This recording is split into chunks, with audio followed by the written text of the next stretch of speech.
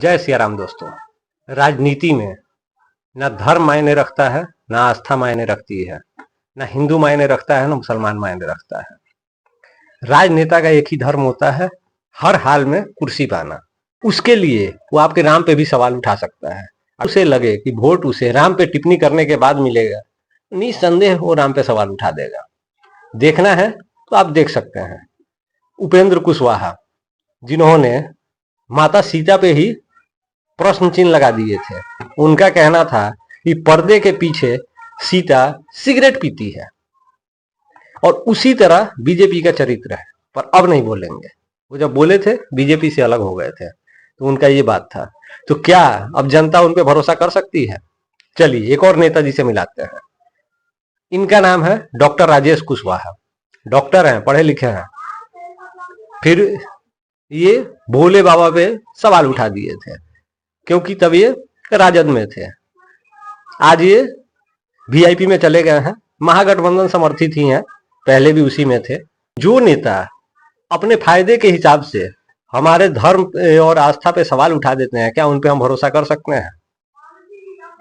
और उससे ज्यादा अभी आपको एक गौर करने वाला एक नया कंट्रोवर्सी चल रहा है मोदी जी के ऊपर।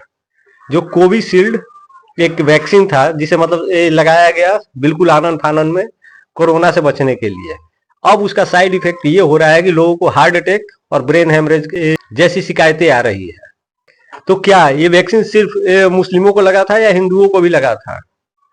इससे किसको फर्क पड़ेगा? इन नेताओं का कुछ नहीं कहा जा सकता है। ये अपने फायदे के लिए कुछ भी कर सकते हैं। इन्हें हर हाल में कुर्सी चाहिए और पैसा चाहिए, पावर चाहिए।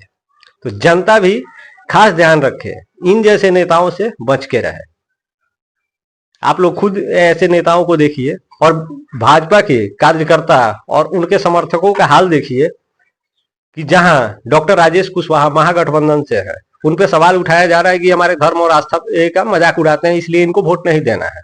और वही भाजपा के लोग, आप चले जाइए काराकाट, तो वहां से वो लोग आवाज उठा रहे हैं कि उपेंद्र कुशवाहा जी को वोट दीजिए। क्यों? उन्होंने भी तो माता सीता पे सवाल उठा दिया था।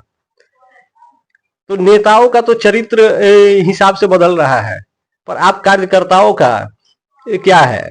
आप लोग पार्टी भक्ति में इतने लीन हैं कि जहां आपके विपक्ष में है वहां आप कह रहे हो कि वोट मत दो, ये हमारे आस्था पे सवाल उठाता है, और जहां आपके पक्ष में है उन्हें आप कह रहे हो इन्हें वोट दो, ये गलती से इनसे स्लिप हो गया होगा, बात निकल गया होगा।